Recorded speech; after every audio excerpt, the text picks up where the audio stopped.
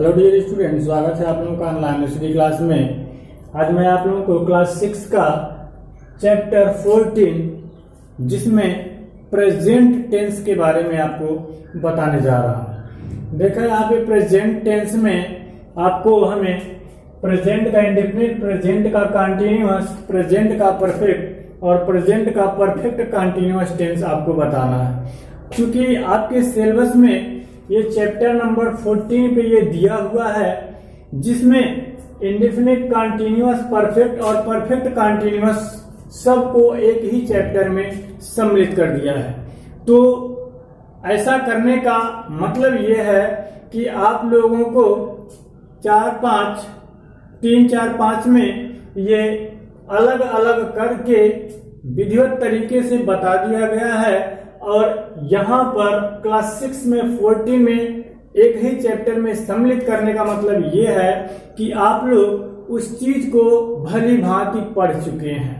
इसीलिए यहाँ पर ये चारों चीजें एक साथ दी गई है। तो चूंकि एक साथ दी गई है तो आपको एक साथ बताया जा रहा है, लेकिन ऐसा नहीं है कि आपको एक साथ बताया जाएगा तो आप समझ नहीं पाएंगे। अगर यहाँ पे ये उम्मीद करके पढ़ाया जा रहा है कि आपको थोड़ा थोड़ा सा ज्ञान है, बस जो चीज आप जानते हैं उसी को रिफ्रेश करना है एक बार, तो आप मेरे साथ इसको ध्यान से देखेंगे। मैं आपको बताने जा रहा हूं, जो मैं कहूंगा उसको ध्यान से सुनेंगे, जहां कहीं भी कमी हो उसको सुधार कर लेंगे। तो देखें यहाँ पे दिया है प्रेजेंट, इंडेफिनिट, कंटीन्यूअस, परफेक्ट और परफेक्ट कंटीन्यूअस। तो सबसे पहले हम पहचान देखेंगे कि प्रेजेंट, चूंकि ये प्रेजेंट टेंस है तो जाहिर सी बात है इसके अंत में है, हूं, हो, ये तो होगा ही। साथ ही साथ क्रिया कैसी होगी यही इंपॉर्टेंट है। क्रिया को बस देखना है, क्रिया जब बदलेगी तभी वो हमारा इंडेफिनिट, कंटीन्यूअस, परफेक्ट और परफेक्ट कंटीन्यूअस बनेगा। तो सबसे पहले अगर हिंदी में कोई वाक्य लिखा है तो पहचानेंगे कैसे, उसका पहचान दिया हुआ है। बाकी यहां से यहां तक ये रूल्स है, और अगर ये रूल्स अगर आप याद कर लेते हैं तो इंग्लिश में कोई वाक्य लिखा हुआ है और पूछा जाए कि वो किस टेंस में है तो आप उसे सही से बता सकते हैं। तो पहले हिंदी में उसका पहचान क्या है, कैसे आप जानेंगे। देखें, अगर हिंदी वाक्य के अंत में, अगर हिंदी वाक्य के क्रिया के अंत में ता है, ती है, ते है, ता हूं, ती हूं दिया हो तो प्रेजेंट इंडेफिनिट टेंस होता है। याद रखेंगे क्रिया के अंत में ये चीज होना चाहिए, ता है, ती है, ते है, ता हूं, ती हूं। अगर क्रिया के अंत में रहा है, रही है, रहे हैं, रहा हूं, रही हूं ये दिया हो तो वो हमारा प्रेजेंट का कंटीन्यूअस होगा। यहाँ पे इंडेफिनिट दिया है अनिश्चित, अर्थात कार्य का होना या न होना पाया जाता है। इसमें अनिश्चित होता है, इसमें क्या होता है, कार्य जारी रहता है। और क्रिया के अंत में रहा है, रही है, रहे हैं, रहा हूं, रही हूं ये दिया होता है। परफेक्ट का मतलब होता है पूर्ण, अर्थात इसमें जो कार्य होता है वो पूर्ण पाया जाता है। पहचान क्या है कि क्रिया के अंत में चुका है, चुकी है, चुके हैं, चुका हूं, चुकी हूं, अथवा इनके साथ या है, ये है, ये है, ये भी दिया हो तो वो हमारा परफेक्ट होता है। किसका, प्रेजेंट का, चूंकि अंत में है, हूं, हो दिया हुआ है। तो चुका है, चुकी है, चुके हैं, अथवा या है, ये है, ये दिया हो तो हमारा प्रेजेंट का परफेक्ट होता है। अब देखें परफेक्ट कंटीन्यूअस, परफेक्ट भी है, कंटीन्यूअस भी है। ये कैसे जानेंगे, वाक्य के क्रिया के अंत में रहा है, रही है, रहे हैं, रहा हूं, रही हूं। अब देखेंगे ये भी कंटीन्यूअस है, सेम पहचान लग रहा है। अंतर क्या है कि इसमें कार्य करने का समय दिया होता है। अब बारी बारी से सबका एग्जाम्पल मैं दे रहा हूं। क्रिया के अंत में ता है, ती है, ते है। जैसे मैं पढ़ता हूं, मैं लिखता हूं, मैं विद्यालय जाता हूं, सबके क्रिया के अंत में ता है, ती है, ते है। वो पढ़ रहा है, वो जा रहा है, वो खेल रहा है, वो नृत्य कर रहा है, तो ऐसे वाक्य आएंगे, रहा है, रही है, रहे, वो हमारा कंटीन्यूअस। परफेक्ट, वो पढ़ चुका है, वो खाना खा लिया, वो पानी पी लिया है, वो विद्यालय चला गया है, या वो नृत्य कर चुका है। तो चुका है, या है, अगर ये आता है तो हमारा परफेक्ट हो जाएगा।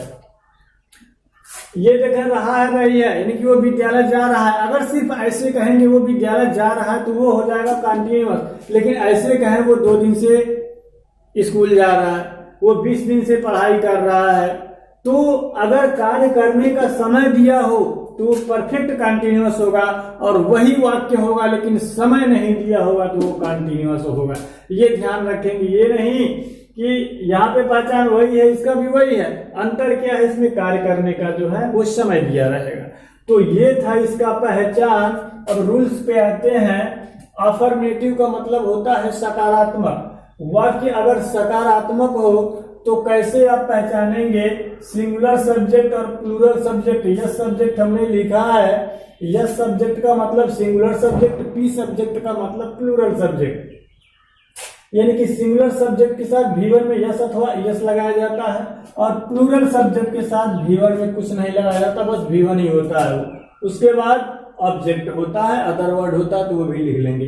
अब यहाँ पर देखेंगे यस अथवा यस दिया हुआ है तो कहाँ पे यस लगाएंगे, कहाँ पे यस लगाएंगे, तो ये जान लें कि अगर क्रिया के अंत में double S H C H X अथवा ओ आता है तो वहां पे यस लगाएंगे, बाकी सब में यस लगाएंगे। यहां पर देखेंगे अगर कंटिन्यूअस का होता है तो सबसे पहले सब्जेक्ट लिखते हैं, उसके बाद इज एम आर में से कोई एक सहायक क्रिया लिखते हैं। इज किसके साथ लगाया जाता है, सिंगुलर नंबर सब्जेक्ट के साथ, आई के साथ एम लगाया जाता है, बाकी प्लूरल नंबर का सब्जेक्ट कोई होता है तो आर लगाया जाता है, और इन सभी के साथ V1 में क्रिया में ING लगाया जाता है, और उसके बाद ऑब्जेक्ट होता है, अदर वर्ड होता है। यहाँ पे परफेक्ट का अगर वाक्य रहेगा सिंगुलर सब्जेक्ट के साथ सहायक क्रिया है, प्लूरल सब्जेक्ट के साथ सहायक क्रिया है, ये याद रखेंगे, और इन सब के साथ V3 यूज होता है, मतलब क्रिया का थर्ड फॉर्म। उसके बाद ऑब्जेक्ट और अदर वर्ड होगा तो लिखेंगे। जब परफेक्ट कंटिन्यूअस में आएंगे तो वहां पर भी सिंगुलर सब्जेक्ट के साथ है, प्लूरल सब्जेक्ट के साथ है, सेम यही चीज है, याद रखेंगे। बिल्कुल आसान है ये, एक दूसरे से कंपैरिजन कर करके अगर आप याद करते हैं तो वो याद हो जाएगा। जैसे इसमें क्या है, इसमें क्या है, इसमें क्या है, उसमें क्या, एक साथ एक नजर में देखेंगे सारा चीज बिल्कुल क्लियर हो जाएगा, कहीं कोई दिक्कत नहीं रह जाएगी आपको। देखें सिंगुलर सब्जेक्ट के साथ है, प्लूरल सब्जेक्ट के साथ है, एक सहायक क्रिया और बढ़ जाती है, बीन आ जाता है, क्योंकि वो परफेक्ट भी है कंटिन्यूअस भी है इसलिए। तो यहाँ पे बस है दिया है, लेकिन इसमें आएंगे तो बीन भी आ जाएगा, और V1 में यहाँ पे देखा परफेक्ट है तो V3, लेकिन यहाँ पे V1 में चूंकि कंटिन्यूअस भी है इसलिए ING लगा होता है। ये ध्यान रखेंगे, जैसे यहाँ पे कंटिन्यूअस में ING लगा हुआ है। उसके बाद ऑब्जेक्ट लिखेंगे, अदर वर्ड रहेगा वो लिखेंगे। उसके बाद टाइम सिंस फॉर लिखेंगे, सिंस फॉर का मतलब से। उसके बाद टाइम, हमने यहाँ पे 2 चीज लिखा हुआ है, सिंस और फॉर, तो याद रखें सिंस निश्चित समय के लिए लगाया जाता है और फॉर अनिश्चित समय के लिए। निश्चित समय क्या होता है, जैसे 2 अप्रैल से 3 अप्रैल से, अर्थात कहने का आशय है कि तारीख दिया हो, कार्य करने का समय जैसे 2 बजे से 3 बजे से 5 बजे से, आज रात से, कल से, ये सभी निश्चित माने जाते हैं। बाकी जो किसी का निश्चित नहीं होता है कोई कार्य कि कब होना है, एक्चुअल टाइम पता नहीं होता, तो अनिश्चित होता है। उसके बाद टाइम लिख देते हैं। अब फिर आते हैं, अगर यही वाक्य निगेटिव में हो, वही वाक्य हो लेकिन नकारात्मक में हो तो कैसे लिखते हैं। यहाँ पे देखें जो same singular subject plural subject है वही चीज लिखते हैं। अब यहाँ पे V1 लिखते हैं, लेकिन V1 के पहले हम लिखते हैं डू या डच, हेल्पिंग वर्ब। जैसे यहाँ पे हेल्पिंग वर्ब यूज हुआ है, यहाँ पे हेल्पिंग वर्ब, तो यहाँ पे भी अगर निगेटिव वाक्य है तो हेल्पिंग वर्ब लिखेंगे, डू अथवा डच। अब डच किसके साथ, सिंगुलर नंबर सब्जेक्ट के साथ डच लगाते हैं, प्लूरल नंबर सब्जेक्ट के साथ डू लगाते हैं, उसके बाद नॉट लिखते हैं, उसके बाद V1 आता है।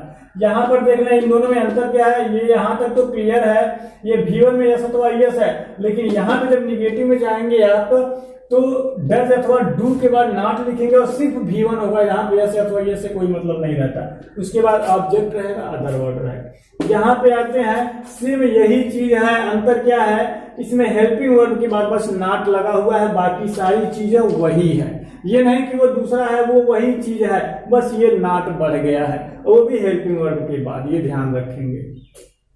यहाँ पर आप आएंगे, ये भी वही चीज है, सेम यही चीज यहाँ पे है, लेकिन ये नॉट आ गया है, वो भी हेल्पिंग वर्ब का। जैसे यहाँ पे हेल्पिंग वर्ब के बाद नॉट आया है, तो उसी प्रकार यहाँ पर भी हेल्पिंग वर्ब के बाद नॉट, बाकी सारी प्रक्रिया वही है। यहाँ पर भी देख लें, सेम वही चीज है, क्योंकि निगेटिव है तो एक हेल्पिंग वर्ब के बाद नॉट आया हुआ है। अगर एक फार्मूला अगर आप याद कर लेते हैं इसका, तो वो सारा चीज उसी पैटर्न पे वो होगा, कहीं कोई दिक्कत नहीं होगी आपको। ये नहीं कि इसको भी रटे, इसको भी रटे, इसको भी रटना नहीं है, बस एक आप समझ लें और उसी के आधार पे उसको करते हुए जाए, कोई दिक्कत नहीं होगी। तो ये था अफर्मेटिव, ये था निगेटिव। अब आ गया ये इंट्रोगेटिव, और ये जान लें जैसा कि आपको पता भी होगा कि इंट्रोगेटिव सेंटेंस दो प्रकार के होते हैं, एक होता है यस या नो टाइप और एक होता है WS टाइप। तो अगर यस या नो टाइप का होगा तो हेल्पिंग वर्ब से स्टार्ट करेंगे, और अगर WS टाइप का होगा तो क्वेश्चन वर्ड से स्टार्ट करेंगे। तो हमने यहाँ पे बस हेल्पिंग वर्ब का ही लिखा है, क्वेश्चन वर्ड का नहीं लिखा है। क्यों नहीं लिखा? क्योंकि ये सारे प्रोसेस वही है, बस क्वेश्चन वर्ड पहले आ जाता है, वो भी कौन सा क्वेश्चन वर्ड, जो उस वाक्य में दिया होता है वही लिखते हैं। तो यहाँ पे देखें यही चीज है, अंतर क्या है, यहाँ पे जो डू या डज सब्जेक्ट के बाद लिखा हुआ था, जब वाक्य क्या से शुरू होगा तो उसी को हम पहले लिख देंगे। वही प्रोसेस यहाँ पर भी है, जो चीज ये है वही चीज ये भी है। अंतर क्या है, इजमार जो सब्जेक्ट के बाद लिखा हुआ है उसको हमने सब्जेक्ट के पहले लिख दिया है, इसका मतलब वाक्य क्या से स्टार्ट होगा। वही प्रोसेस इसमें भी है, यहाँ पे हैज हैव सब्जेक्ट के बाद लिखा हुआ है, लेकिन जब वाक्य इंट्रोगेटिव यस या नो टाइप का होगा तो हम हैज हैव को पहले लिख देंगे। बाकी सारे रूल्स वही हैं। यहाँ पर भी सेम प्रोसेस है, सब्जेक्ट के बाद हैज हैव है, लेकिन हम जब क्या से वाक्य स्टार्ट होगा हिंदी में तो उसको पहले लिख देंगे हैज हैव पहले। बाकी सारी प्रोसेस सारे रूल्स वही है। तो ये रहा, और एक और होता है जो WS टाइप का होगा, तो यही प्रोसेस रहेगा, बस क्वेश्चन वर्ड पहले आ जाएगा। तो ये जो प्रोसेस है आप इसको देख लेंगे और अच्छे तरीके से इसको अपने कॉपी में, चाहे तो आप एक ही फ्रंट पे जैसे हमने लिखा हुआ है एक ही पेज पर इसको लिख करके अच्छे तरीके से एक दूसरे से कंपैरिजन करके आप इसको अच्छे तरीके से सीख सकते हैं। तो ये रहे इसके रूल्स, हिंदी में कैसे पहचानेंगे और इंग्लिश में कैसे पहचानेंगे। अब हम आपको एग्जांपल्स पे ले चलते हैं, वहां से ज्यादा क्लियर हो जाएगा। तो आइए चलते हैं एग्जांपल्स पे।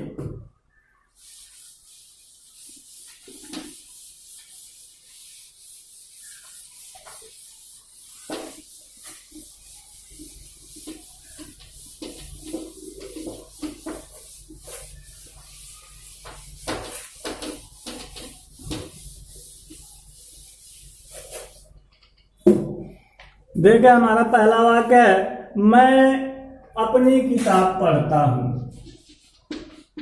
मैं अपनी किताब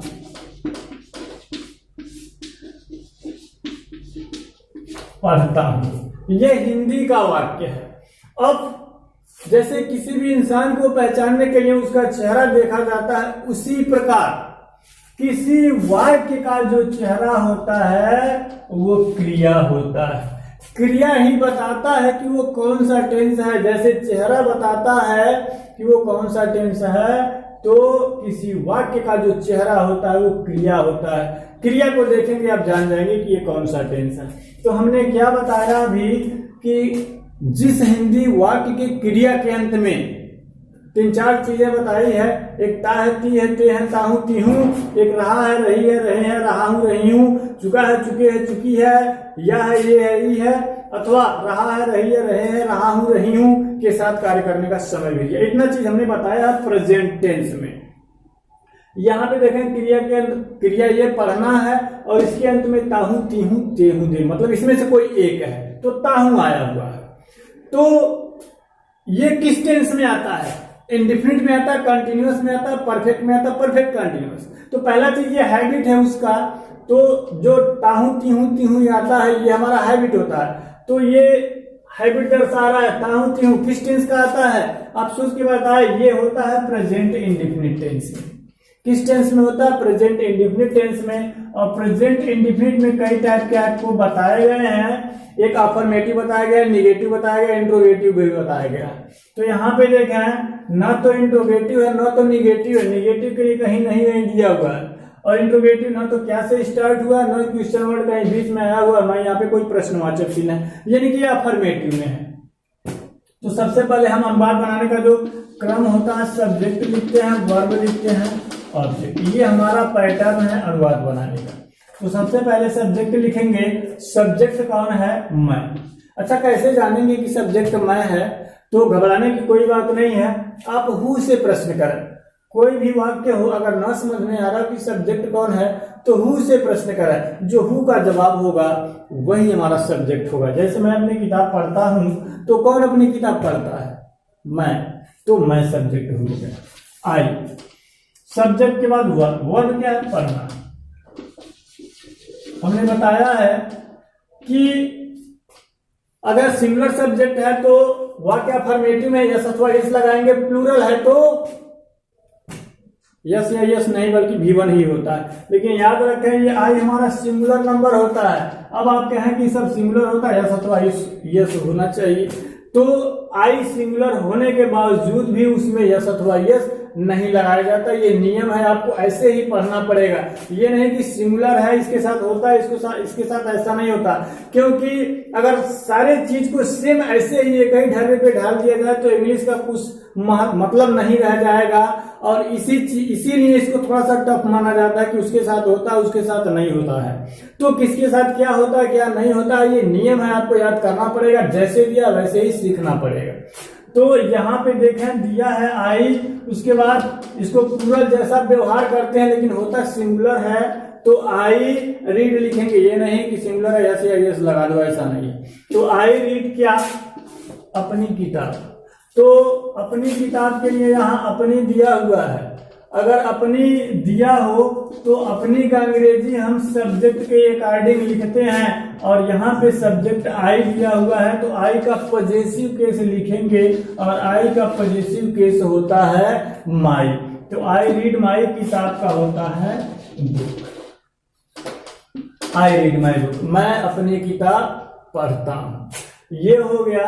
अगर यही वाक्य नकारात्मक में हो, जैसे मैं अपनी किताब नहीं पढ़ता हूं, तो हो जाएगा, ये हो जाएगा अफर्मेटिव में दिया हुआ है, निगेटिव में यही दिया हो तो I do not read my book, ये निगेटिव में हो जाएगा। अगर यही वाक्य हमारा इंट्रोगेटिव में हो, अगर यही वाक्य इंट्रोगेटिव में हो, वो भी यस या नो टाइप का, तो डू पहले लिखेंगे, do I not read my book, और यहाँ पे लिख देंगे इंट्रोगेटिव मार्क। उसके बाद अगर क्वेश्चन वर्ड से स्टार्ट हो, WS टाइप का हो, तो क्वेश्चन वर्ड पहले लिख देंगे, बाकी सारी प्रक्रिया वही रहेगी।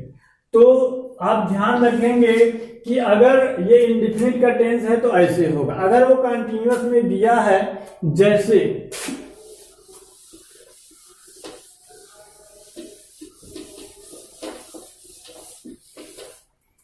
वाक्य इस टाइप का, मैं अपनी किताब पढ़ रहा हूं,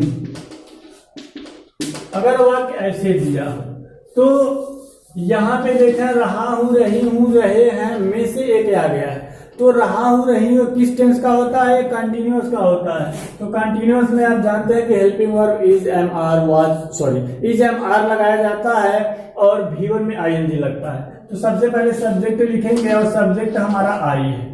आई, अब हमने बताया है कि एम जो है आई के साथ लगता है, यहाँ पे आई सब्जेक्ट है तो आई एम। उसके बाद पढ़ना लिखेंगे, रीड मतलब पढ़ना होता है, और इसी में ING लगा देंगे। ये सारा चीज हमने आपको पहले इसीलिए बता दिया है। तो आई एम रीडिंग, मैं पढ़ रहा हूं, मैं पढ़ रहा हूं। अब क्या पढ़ रहा हूं? अपनी किताब। I am reading my book. अगर यही वाक्य, ये तो अफर्मेटिव में है, यही वाक्य निगेटिव में हो तो आई एम हमने बताया हेल्पिंग वर्ब के बाद नॉट लगाएंगे। I am not reading my book, I am not reading my book. अब देखें यही वाक्य अगर इंट्रोगेटिव में हो, वो भी यस या नो टाइप का, तो एम पहले लिख देंगे, बाकी सारी प्रक्रिया वही है। Am I not reading my book, और अंत में इंट्रोगेटिव मार्क। क्वेश्चन वर्ड बीच में आएगा तो क्वेश्चन वर्ड यहाँ पे सबसे पहले लिखेंगे। ये हो गया कंटिन्यूअस। अब देखते हैं अगर यही वाक्य परफेक्ट में दिया, परफेक्ट में जैसे मैं अपनी किताब पढ़ चुका हूं, देखें यहाँ पे कार्य पूर्ण हो गया है, तो जहां पे कार्य पूर्ण हो गया वो परफेक्ट का होता है, और उसका अनुवाद बनाएंगे। सब्जेक्ट हमारा आई है, आई के साथ है हमने बताया है, आई है V3 लिखेंगे, आई हैव रेड, ये तीनों फॉर्म सेम होता है। आई हैव रेड क्या, माई बुक, ये हो जाएगा। देखा है, बस हेल्पिंग वर्ब बदल रहा है, मेन वर्ब मतलब जो भी चेंजेस हो रहे हैं वो वर्ब में ही हो रहे हैं। क्यों चेंज, क्योंकि यहाँ पे वर्ब जब बदल रहा है तो यहाँ पर भी वर्ब बदलेगा, तो इसीलिए एक दूसरे से कंपैरिजन करके अगर आप पढ़ते हैं तो आपको वो कभी नहीं भूलेगा। यही वाक्य निगेटिव हो तो आई have not read my book, I have not read my book, ये निगेटिव हो गया। यही वाक्य अगर इंट्रोगेटिव हो तो कुछ नहीं करते हैं, बस वही है पहले लिख देंगे, है आई नॉट रीड माई बुक, बस इंट्रोगेटिव मार्क लगा देंगे। क्वेश्चन वर्ड पहले आएगा, क्वेश्चन वर्ड पहले लिख देंगे। चलते हैं परफेक्ट कंटिन्यूअस टेंस की ओर। देखा दिया है मैं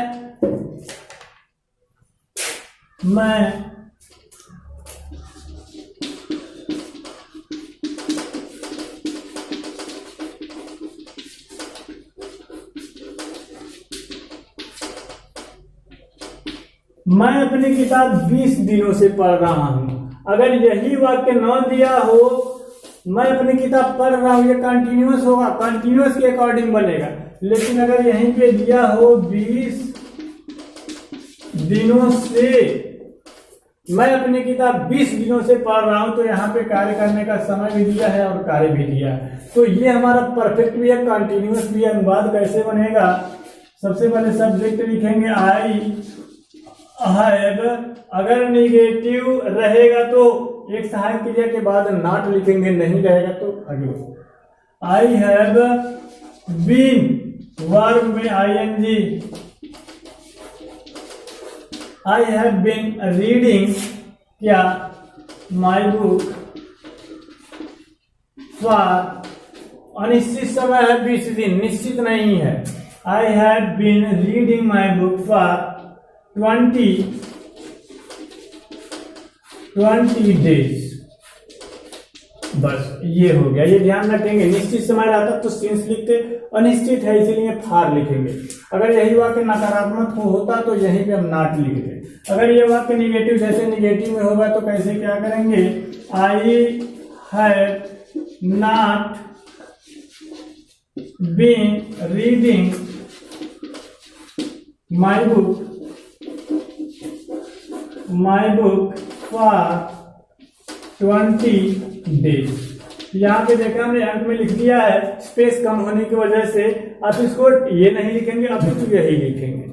अब देखें यही वाक्य अगर हमारा यस या नो टाइप का इंट्रोगेटिव की क्या से स्टार्ट हो, तो सबसे पहले हम हैव लिखेंगे, have I not been reading my book for 20 days, ये हो गया। अगर वाक्य ऐसे ही हो लेकिन प्रश्नवाचक शब्द वाक्य के बीच में कहीं दिया हुआ हो, तो सबसे पहले प्रश्नवाचक शब्द लिखेंगे, उसके बाद सेम यही प्रक्रिया रहेगी। तो ये था एक ही लेक्चर में present indefinite, present continuous, present perfect और प्रेजेंट परफेक्ट कंटिन्यूअस टेंस। अब हम उम्मीद करते हैं कि अगर आपने इसे ध्यान से देखा होगा, ध्यान से सुना होगा, तो ये आपको समझ में आया होगा।